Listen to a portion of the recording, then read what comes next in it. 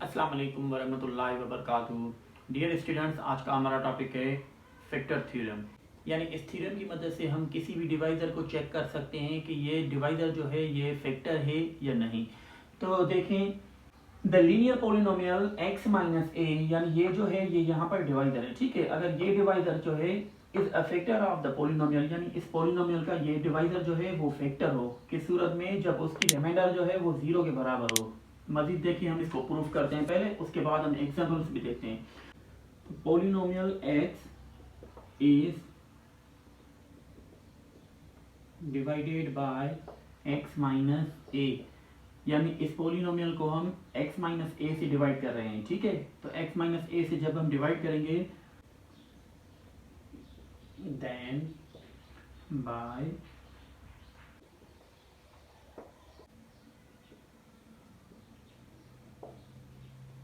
Polynomial x is equal to जो इसका divisor है, ठीक है, x माइनस a, उसको हम मल्टीप्लाई करते हैं किससे, जो इसकी कोशंट होती है, कोशंट ऑफ x, ठीक है।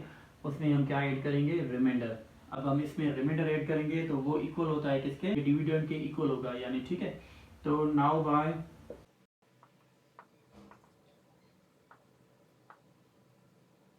बाय द रिमाइंडर थ्योरम, जो रिमाइंडर है वो बराबर होती है किसके, पोलिनोमियल a के, यानी डिवाइजर में अगर माइनस a होती है तो यहाँ पर हम प्लस में a रखेंगे, ठीक है। अगर ये जो रिमाइंडर है किसी भी डिवीजन में अगर रिमाइंडर हमें 0 मिले तो उस डिवाइजर को हम क्या कहेंगे, फैक्टर कहेंगे, ठीक है।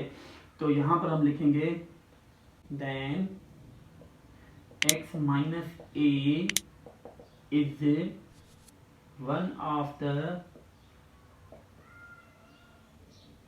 फैक्टर ऑफ पोलिनोमियल, ठीक है। तो मजीद हम इसको एग्जांपल्स में समझ रहे हैं, ठीक है, उसमें आपको इंशाल्लाह ताला बहुत अच्छी तरह समझ में आ जाएगा। अब ये तो एग्जांपल्स हैं हमारे पास, इनको हम इस थ्योरम की मदद से चेक करेंगे कि इनके जो डिवाइजर्स हैं वो फैक्टर हैं या नहीं हैं, ठीक है।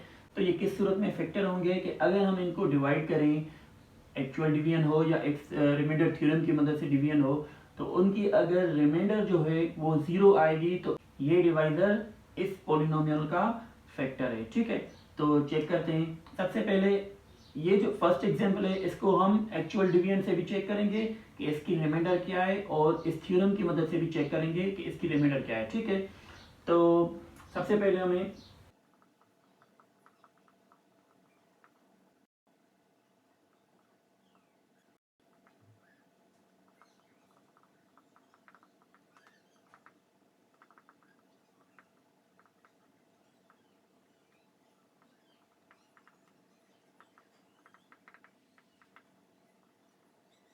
तो इस एग्जांपल की हमने जो रिमाइंडर है वो एक्चुअल डिवीजन से फाइंड की तो हमें 0 मिली, ठीक है। अब हम इस थ्योरम की मदद से चेक करते हैं कि इसकी रिमाइंडर कितनी आती है, ठीक है, जो रिमाइंडर थ्योरम हमने सीखा हुआ है।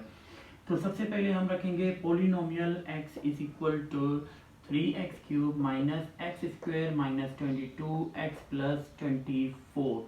तो यहाँ पर इसका डिवाइजर जो है वो क्या है, यहाँ पर हम पोलिनोमियल x की जगह पर क्या रखेंगे, यहाँ पर +3 है तो हम क्या रखेंगे, -3 रखेंगे, क्योंकि x plus 3 is equal to 0 then x is equal to -3। तो x की जगह पर हम क्या रखेंगे, पूरी पोलिनोमियल में जहां पर भी x होगी वहां पर हम -3 रखेंगे। तो 3 इंटू -3 होल क्यूब माइनस, यहाँ पर भी -3 रखेंगे, और 22 की x जो है यहाँ पर इस x की जगह पर भी -3 रखेंगे, प्लस 24। तो अच्छा, यहाँ पर 3 को हम इस 3 से पहले मल्टीप्लाई नहीं करेंगे, ठीक है, पहले हम इसका पावर सॉल्व करेंगे। तो यहाँ पर 3 वैसे ही रहेगा, इस 3 -3 है, -3 की हम 3 टाइम्स मल्टीप्लाई करेंगे तो -27, -3 का क्यूब क्या होता है, -27 होता है, ठीक है। माइनस इंटू माइनस प्लस 3 3 9, और माइनस इंटू माइनस प्लस 22 को हम जब 3 से मल्टीप्लाई करेंगे तो 66 आंसर आएगा, प्लस 24। अब यहाँ पर देखें, माइनस इंटू प्लस माइनस, 3 की जब हम मल्टीप्लाई करेंगे 27 से तो 81 आंसर आएगा, ठीक है। माइनस इंटू प्लस माइनस 9, और ये प्लस 66 और प्लस 24। अब देखें 81 माइनस में है और 9 भी माइनस में है, तो इन दोनों का सम कितना है, -90। 66 भी प्लस में है और 24 भी प्लस में है, तो इन दोनों का सम भी कितना हुआ, 90।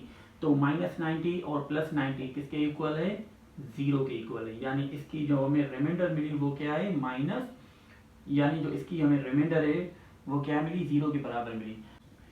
डियर स्टूडेंट्स, यहाँ पर 3 पॉइंट से समझने के लिए, सबसे पहली पॉइंट जो है वो ये है कि अगर ऐसा डिवाइडर जिस डिवाइडर से आप किसी भी डिविडेंड को डिवाइड करते हो और रिमाइंडर में 0 जवाब आए, ठीक है, तो उस डिवाइडर को हम इस पॉलिनोमियल के लिए या इस डिविडेंड के लिए फैक्टर कहेंगे। तो ये डिवाइडर जो है वो क्या बन जाएगा, फैक्टर बन जाएगा।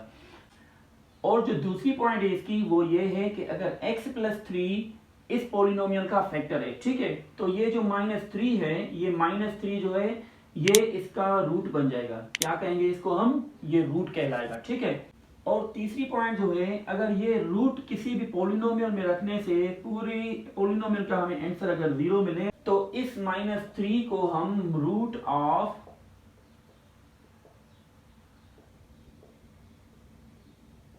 पॉलिनोमियल कहेंगे, ठीक है। तो ये जो -3 है इस पूरी पॉलिनोमियल का क्या है, रूट है, ठीक है। अब हम सेकंड एग्जांपल को इस फैक्टर थ्योरम की मदद से चेक करेंगे कि इसका डिवाइजर जो है वो फैक्टर है या नहीं है, ठीक है। तो सबसे पहले हम रखेंगे polynomial x is equal to x³ - 6x² + 11x - 6। तो यहाँ पर हम देखें कि इसका डिवाइजर क्या है, इसका डिवाइजर x - 2 है। तो यहाँ पर x - 2 is equal to 0 then x is equal to +2। यानी इस p के साथ हम क्या अब रखेंगे, इस x के वेरिएबल की जगह पर हम यहाँ पर -2 है तो हम +2 रखेंगे। यानी जहां पर भी, यानी पूरी पॉलिनोमियल में x की जगह पर हम क्या रखेंगे, +2।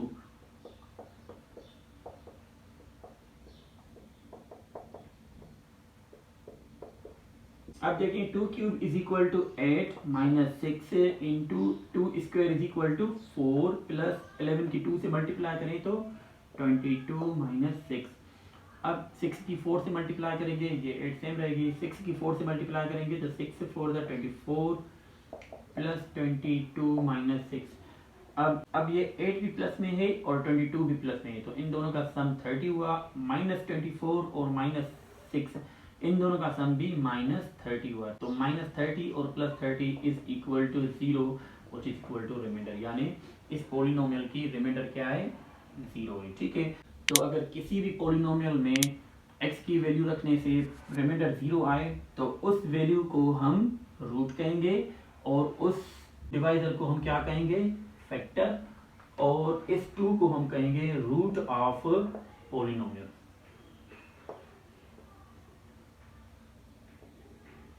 ये है फैक्टर थ्योरम। इस थ्योरम की मदद से हम किसी भी डिवाइजर को चेक कर सकते हैं कि वो डिवाइजर जो है उस पॉलिनोमियल के लिए यानी डिविडेंड के लिए फैक्टर है या नहीं है। Thank you for watching. Allah Hafiz.